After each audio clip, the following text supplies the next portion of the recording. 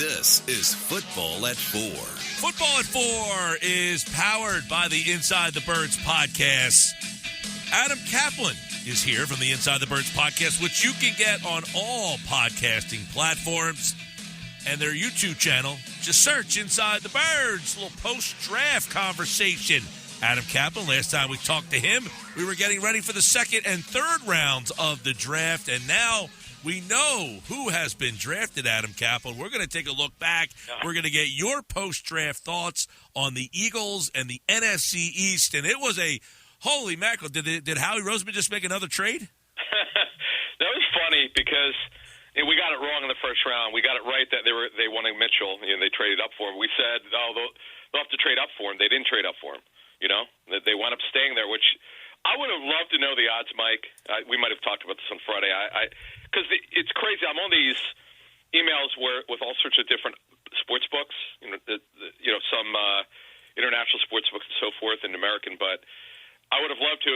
Chances Howie Roseman won't make a trade to trade up in the first round. The odds probably would have been very low, but the chances that they would have done it were very high. And the opposite happened. They didn't trade up, which is stunning, and they made 8 trades. After that, in fact, they had the most first-round trades, 8 actually, in this time, but since 2010, since Howie became the general manager. So he wheeled and dealed, but not in the first round like we all thought it would happen. Yeah, they added 3 picks to next year. They went up, Adam, we didn't talk about it. Well, on Friday we talked, second round, they moved 50 and 53. They ended up going all the way up to 40 to get Cooper DeJean there. It tells me that they have something probably planned to target that player to go move that far up to go get. And Howie actually admitted that maybe they lost the value in the trade, but they didn't care. Yeah, so let's get started with the Eagles. We're going to give, I'll do my post-draft grades, and I'll give you how the NFL looks at these drafts, and we'll stick with the 4 teams in the NFC East. Based on value, filling current and future needs. It's always about the future, and the draft is not. Well, you have an eye on the current season. It's great if you can get if you can get that guy starting year one and developing and producing, but it's about the next 4 to 5 years. That's always what the draft is. The teams that draft for this year only, they're going to get fired. It's the way it works. I didn't know that when I first started covering the league, that you really should be drafted for the future. My knowledge wasn't very sophisticated, but I noticed the trend, and I had run stuff by NFL people like, we try to draft for the future. So we'll look at that, how many projected starters and how these players are viewed. So we'll get started with the Eagles. Yeah, I would say this with Cooper DeJean. That's the French way to say it. As someone who took 4 years of French, that's the correct way. Now, we'll find out how he wants it done.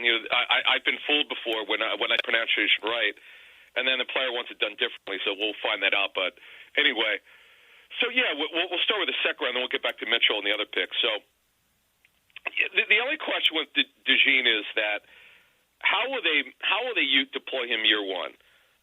We don't know for sure yet. We have an inkling. We think it'll be more nickel-based in terms of whether it's a 3 safety alignment, because he obviously could play safety, whether they're playing him inside as an inside corner, that's where Avonte Maddox plays. It could be matchup dependent. See, I'm going to look into this, but I don't remember Vic Fangio ever coaching anyone like this. But remember, he's been a D coordinator with so many teams, the Niners, the Colts, obviously with Chicago, where he was incredible, talking to people we work with. We have to find this out, Mike. Maybe, is there anyone he's ever coached like this who could be a multi-positional player? So we'll look into that. But the value of the pick is terrific. I've talked to so many teams that had a first-round grade on them, but had a late first-round grade, and they obviously traded up to get him with the 8th pick overall and 40th overall. So, look, it's a really good pick on paper. These guys haven't played it down yet, but based on value, positional need for the future, and currently, I don't know what else you could do here. This is a great decision. Yep, and obviously the third round on Friday night, a lot of people thought, all right, did they reach there a little bit? And then, you take a look, by the way, the first round, which was Quinyon Mitchell, they stayed at 22. They got the guy they wanted. They didn't have to move up there.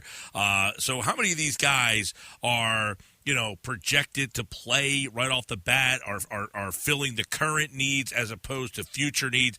You look at the third round, you feel like, okay, is this a guy that's going to have any impact in the third round? So that second night there, very interesting. All right, so we were all over Jalen Hunt in the pre-draft process. We begged Greg Cosell to do tape study on him because we heard they're all over Hunt, the Eagles were, and so we taped an interview with him on Thursday, and we did actually put that up, and you could still get it. It's on YouTube. Yeah, in fact, we just Jeff did a great job of editing a Cooper DeJean piece and Jalen Hunt, who we're going to talk about in a minute, and Quinyon Mitchell, with Jim Nagy, the director of the Senior Bowl, and Greg Cosell, of course, is our tape analyst. So you could get that on YouTube or on any podcasting platform. But getting back to Jalen Hunt, so he's a total project.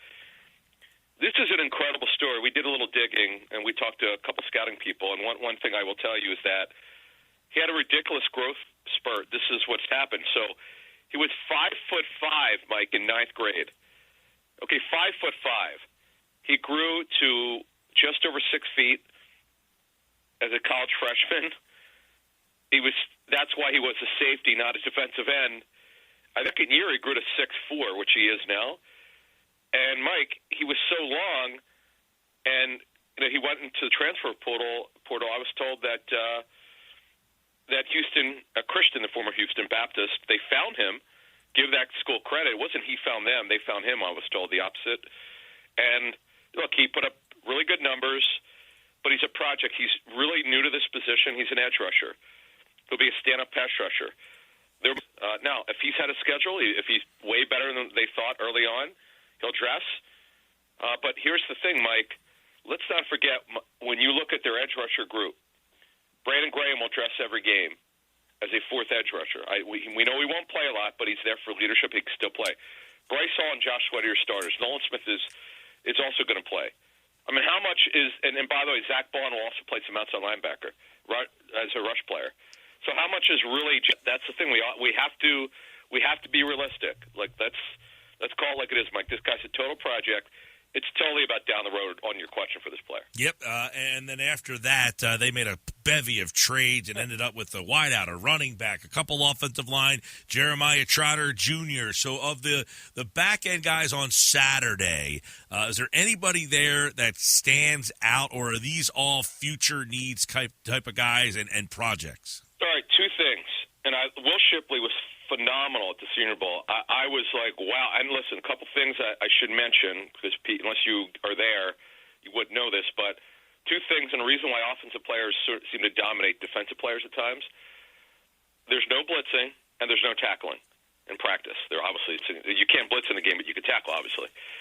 But so guys could stand out. Will Shipley really stood out as a pass catcher out of Clemson as the fourth rounder. One of my favorite picks the Eagles had is Ainias Smith, who's a slot receiver out of Texas A&M. He's a jack-of-all-trades returner. A receivers coach told me super physically tough, really good short area quickness. There's a bias for this position. If you don't run threes and you're a slot receiver, you're not going before the fifth round or fourth. Look, you could have made the case with him to take him in the fourth round. Would have not had a problem based on what I was told by various people.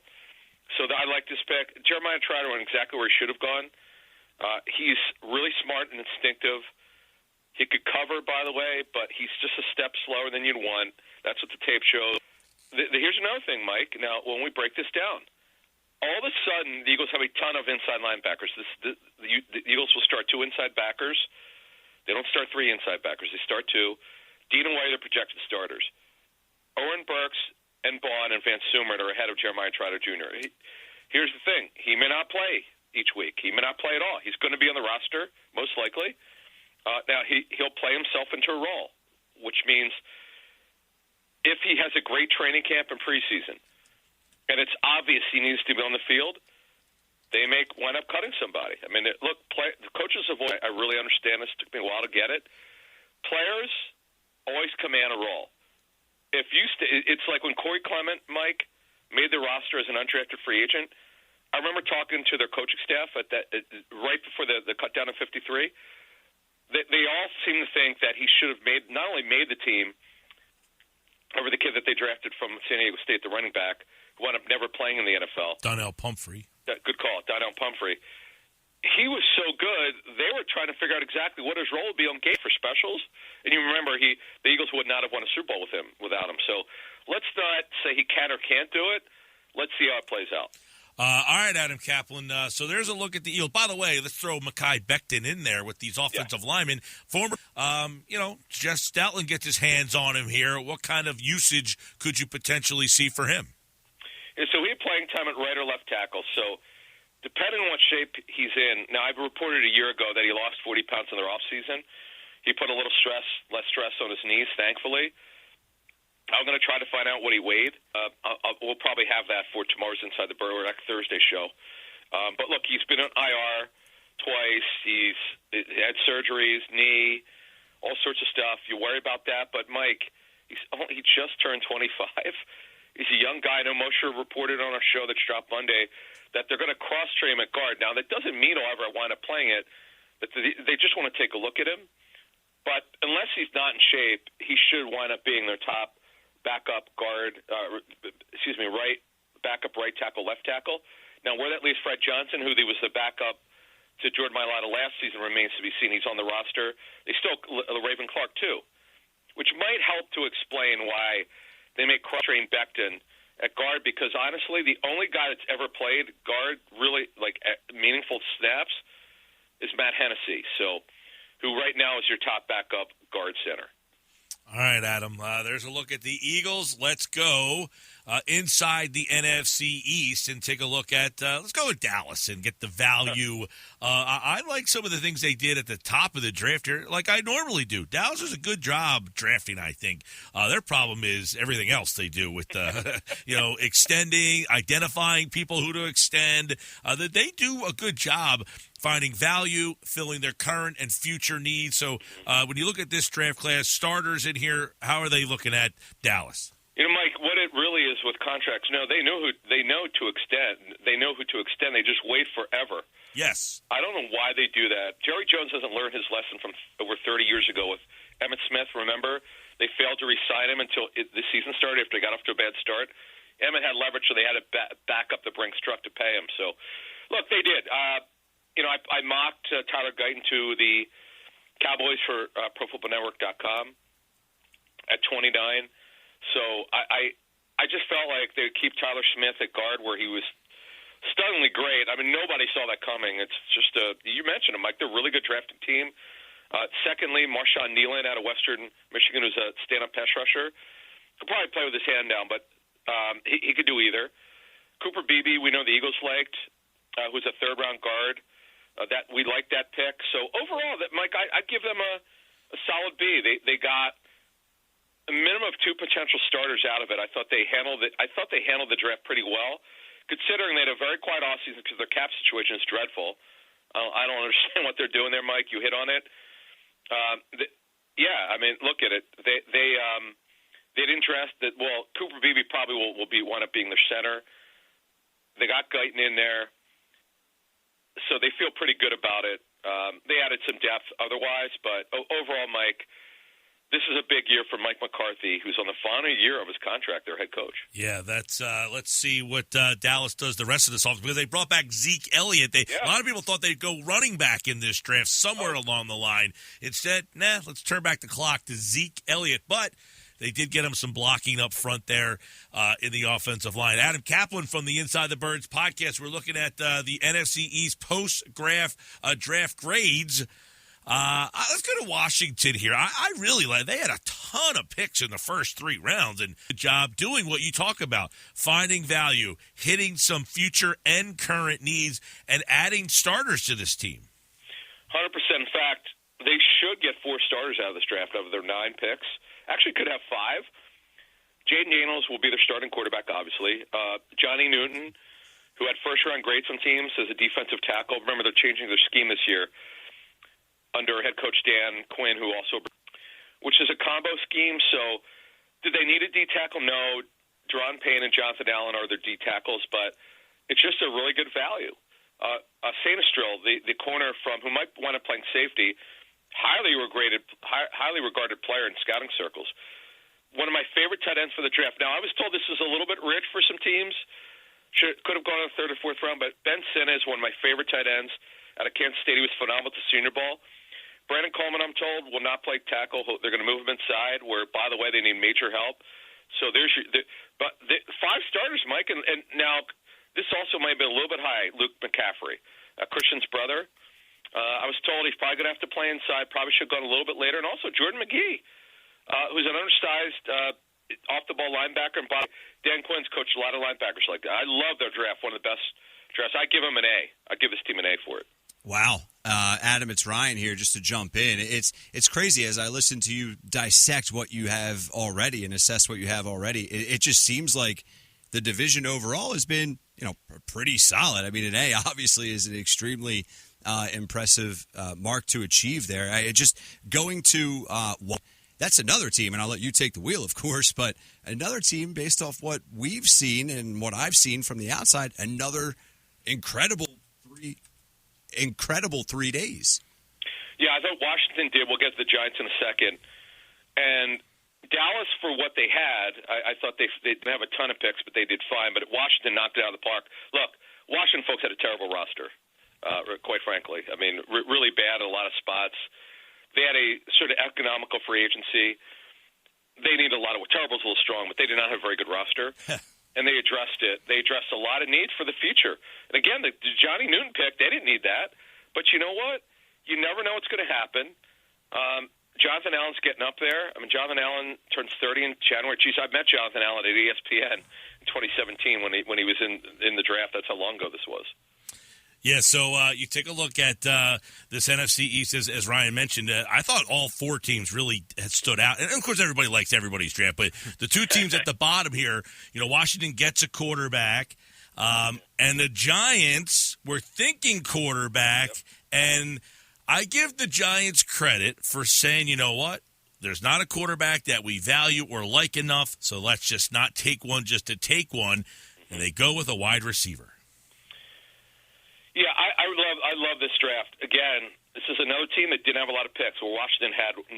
They only had 6. They got the second-best receiver for the draft in Malik Neighbors. Now, they didn't get the big receiver, but Neighbors is a phenomenal football player. They got a starting safety, Tyler Newman, really good. Newman out of Minnesota, who should start year 1 at safety. Andrew Phillips, Senior Bowl guy, really good player. Could have gone the second. They got a good value there. And then in the 4th round, they got Theo Johnson, who's a big tight end, 6'6", 260, who really has got really good traits, who could be a future starter at a position where was told 2 months ago Darren Waller probably will retire. He hasn't announced it yet. So they needed tight end. And look, I give them a solid B+ here. They just didn't have a lot of picks, and there's only so much they could address. So they did a good job. Yeah, I would agree. They did a good. I would give the Eagles, by the way, a solid B. It's after the first 2 picks for the Eagles where you go, okay, we need to just see what happens. Whereas I feel like nobody did better than the Eagles in that division than the first 2 picks. Yeah, it seemed that and a lot of it, I guess, to get your opinion on, Adam, is it's not only the players they got back, it's the moving around and adding players and then adding for next year as well. Yeah, fair enough. They got 3 picks, the Eagles did, which they could use. They were a little bit light there. And that's part of it. But I just think, talking to personnel people when I wanted opinions on the Eagles draft, it's like Johnny Wilson. We didn't talk about. I'm a huge Johnny Wilson fan. Like I some of the Senior Bowl. This kid, he ran pretty well, by the way, at a 4.52, I think, at the combine. For a guy his size is over 6'6", and they're not moving to tight end. They don't have any plans to do that. But we'll have to see about Keegan and Dylan McMahon. Will Shipley, I believe, will make their team as their 3rd back. Could eventually be their 2nd. Maybe if you want to give him a B+, I have no problem with it. They did really well. You're right, Mike. To sum this up, this division did well, and I think if you talk to every team, they'd say, yeah, we needed this, and this for currently and more for the future. Like I just love what Washington did. A high combo of this year and more for the future. That's the best way to draft it. Adam Peters really did a great job, the new general manager. All right, Adam Caplan, everybody, Football at 4. There's a look at the NFC East, and obviously this will all play out during the season, but it's always fun to kind of give your opinions and thoughts as the training camps and mini camps and the OTAs are all coming up. Training camp, of course, a little bit down the road, but we got rookie camps, mini camps. We'll be keeping our eye on all that as well here on Football at 4 with Adam Caplan and the crew here on the Sports Bash Live on 97.3 ESPN. All right, Adam, thanks a bunch, bud. Thank you.